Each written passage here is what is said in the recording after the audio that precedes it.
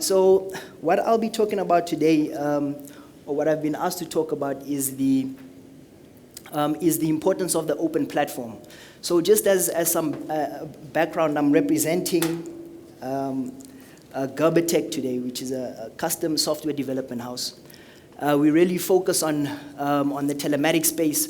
Most of the things that we do is built upon the Geotab platform. So an open platform is really an important thing for us. Why the open platform? So traditionally, systems were built in sort of silos where you solve one problem and don't think about how this data could affect the entire organization. So traditionally, all of these systems were built in closed systems. And today, moving forward with big data and the role that data plays, we have to think about it in a new way, and this new way is the open platform. It's more affordable. It's to get the data. You have open access to all of your data. It's easier to customize the solution as well. So that's just some background on why the open platform, right? I'm going to touch on some of the what an open platform really means. So first of all, integration and collaboration. I think if you want to feed some of your fleet information into let's say a financial system that you have, you need to have that integration. You need to be able to share that data in between those two parts. That's what an open platform provides. It provides you that ability to do that. Also, if we look at the Geotab platform right now, if you, for instance, want to merge a certain data set with another one, so you want to merge trips with a risk management report and so forth, you would need access to that data, and using the SDK, you can create this new set of data, this new report. There's innovation, and Henry will touch on innovation. We've used the SDK to sort of transform data. The data set was GPS data. There were some zones. So what we did was we used the IOX. We then got a tipping signal, and all of a sudden we had a new set of data. You could now tell load information, right? How long it took for the load to take place, where the load took place, how many loads took place, and this gave the client in the mining space value, right? So that's what open platform means. Of course, open access to the data. Expandability is very important. I mean, the IOX village wouldn't be possible if you couldn't expand the device. It wouldn't be possible in the source and destination solution because we use the IOX to get the tipping signal. And of course, a marketplace, right? You can then develop these new data sets. You can develop whatever you've developed on top of this sort of open platform. You can then put in the marketplace where it's available to everyone else. So these are some of the key factors of an open platform. And of course, the most important one is the free API, right? And SDK. So for me, these are the real elements, right? If you have a tire pressure monitoring system and you want to feed that information through the Geotab device, it's important to have a well-documented hardware API so that we can so that you can use that and push that information through to the Geotab platform. A great library of samples, and also it should be easy to use and control. Right? So I'm just going to talk about an instance where we used the SDK of Geotab and also the SDK of another open platform application, brought the two together and created and gave value to the client. So the problem was that there were separate solutions. The client was using a Geotab and the government to dispatch sort of locations to their drivers. The driver would then get there, use another app to capture information on the field. That information would then go via an email to an email inbox, and was difficult to share across the company. So what we came through, and we integrated both of them. We said, why not give you an interface where you can create an order, and then you can send those orders to the guy's garment, and at the same time dispatch a form to his mobile. And then when he gets to the form, when he completes the delivery, you would then complete the form, and we would automatically sync that information back into one platform where you can view all of that, and you can run sort of reports and all types of things with that data set. So in conclusion, right, choose the open platform. Every system that you have in your organization should be an open platform organization. It should allow you to join different data sets. You should be able to get more value from all of these different systems. And that's it from me, guys. Henry will come up and take us through source and destination. Thank you.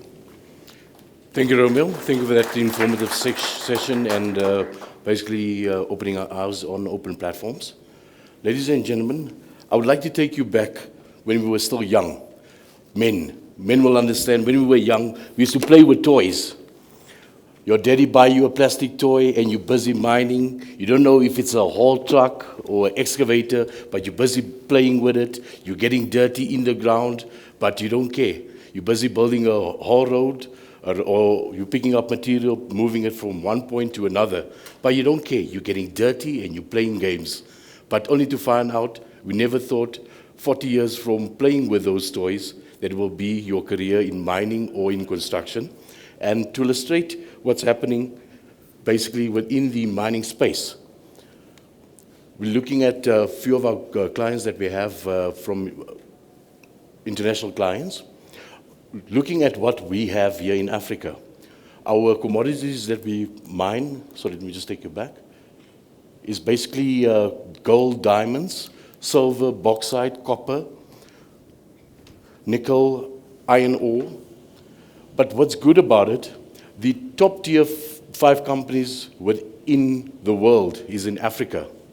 And starting from Guinea-Bissau down to South Africa, we get good names like Rio Tinto, the MMGs of this world mining in DRC, and only to find out, looking at the heat map, it's a mirror image of what Geotab is currently at and the footprint it's occupying in the African space. With this in mind, the outlook of Geotab is basically forthcoming, saying that wherever the mining operations are at, our footprint allows us to be there, and we're currently there, and we can just enhance and better our footprint to the future. Looking at open cast mining, what is open cast mining? Just to give you a glance. What we're going to talk about, we'll be talking about a case study with one of South Africa's top-tier mining construction companies that's operating in South America, in Africa, and is regarded as one of the best and good in what they're doing. And with our platform, we're just creating space and making sure that if they're productive, we will also benefit out of the future with them, and we'll walk the walk with them. Basically, open cast mining. There's different types of open cast mining that you get. You get extractive mining, which is quarrying, which is underground mining. But what we basically focus on in South Africa or within any form of mining, and how your geological model basically runs. In this schematic diagram that I have here, it basically illustrates what is open cast mining. Open cast mining usually starts on the original surface, where excavator is dug or trenched within the open space of the ground, and excavations start. But with that in mind, drilling and blasting occur, where the feeding material becomes hard material within depth, and depending to how your geological model lies, it can either be in inclination or it's basically a flat, open geological model which makes it easy and accessible to mine it using the opencast method. And with the opencast method, we're talking about pronunciations called a dump truck, which is a hauler, an excavator, which is excavating. We have a grader, which is basically grading the whole road. So those are some of the terminologies that we basically use within the mining platform. Challenges. Our mining contractor started this mine 10 years ago. He depleted the mine in 2015. But what was left out of this mine was basically just this massive hole. We ask ourselves, in today's terms, these anomalies or this kind of reaction or exposure would never been allowed. And when we retract and we look back into the past, what has happened? Basically, as a challenge, we had an excavator mining 13 different types of ores, being low-grade ore, high-grade ore, and dispatching that load within a whole truck. With the whole truck, it basically trams within the ideal diluting platform where it's not level, and while it's traveling, there's some trucks queuing, waiting to be loaded. That truck basically moves up a whole road, but within that whole road, he has challenges. There's a dump rock on his way, he can't move, he has to stop. It creates queuing time, and it's basically retracting his speed. And while he's moving up the dump road, backfilling, where we're currently doing backfilling within our mining strategies, currently within our environmental plan, these things are not what we're doing today. And as it moves up the ramp, it encounters road conditions that is poorly maintained due to mining widths, due to the machines that they're using. And while he's loading ore, the operator is basically in his cab. He just looks forward. He doesn't have all the IoTs we see there at the back. So life wasn't a challenge for him. He only knew that somebody told him at the bottom, this is a load of high grade or low grade or waste type of material I'm taking from point A, and I'm traveling and I'm going to discharge it or dispatch it to point B. But those years and times, there was no communication like you had today. What happened? While the whole truck is basically on the daylight of the pit, he decides that, no man, there's no supervision here. I'm going to dump this load of high-grade ore, which could have saved the cash flow of the mine due to the restraints with high costs in diesel, electricity, and labor, which would have made this mine cash positive. He decides to dump the load close by. Instead of taking it all the way to the ROM stockpile, he dumps it close by. And he's not the only one. We're looking at, if you're looking at 1 year of dumping one load a week or one load a day, you're sitting with high-grade ore that's on a waste dump that was supposed to generate revenue to the shareholder and to make this mine lucrative in order to expand. But that not happened. If he's on the waste dump, he goes and park on the parking bay. And with parking at a parking bay, there's no ID. You can't identify him, who's driving the vehicle, what he's doing. Is he having lunch or is he busy reading a newspaper? And with the challenges compassing, there was not even geofencing. Geofencing was never there. We could never geofence an area, and wherever a load is going, have a scattered visualization on moving from point A to point B, basically to show if there's any anomalies on reconciling survey figures. Nobody can really pick it up on what's happening. What I'm going to do now, I just want to illustrate the advantages of the source and destination, making this mine more productive in the future. And if you don't mind, can you switch it on?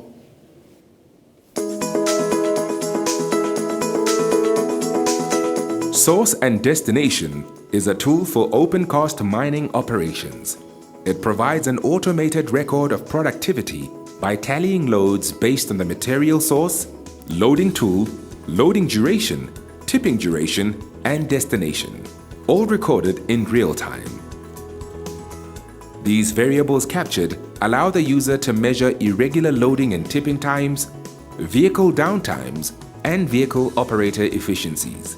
The Materials Management module helps identify instances of cross-tramming and can be linked to external references for resource depletion management. All this information is presented through live customizable dashboards and reports that give insights into the productivity, efficiency, and costs of the operation. The system is simple to configure and has a low maintenance and administration cost. For more information, visit www.geotabafrica.com.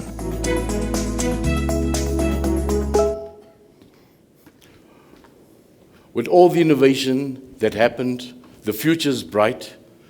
Source and Destination has been implemented successfully.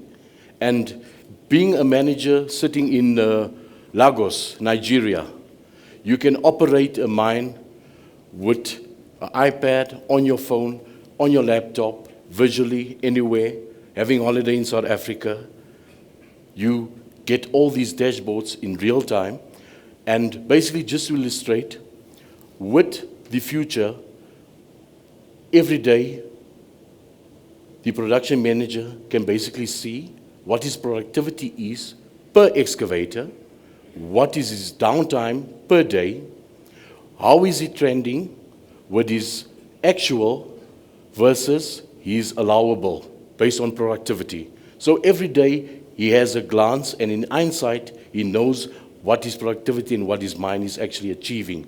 And with the donuts below, he's got daily donuts that basically tell him in insight what is going on in the future. Basically, dashboard illustrates two types of machines mining together, same type of equipment. Basically, the Source and Destination has eliminated your normal tallies of load, where you have a human body that takes loads every minute. A load goes out of the pit. That has been resourced now with the dashboards of Source and Destination. And basically, just to explain on the challenges of Shane Wright and what he endeavored with us running this operation with him, he says, having real-time information available on equipment performances, productivity attributes, and employee achievements result in fast improvements to the cost versus the allowable model. And thank you for walking the walk with us. And I'm sure wherever you open up a mine, Geotab will basically be your flagship to the future. Thank you very much, people.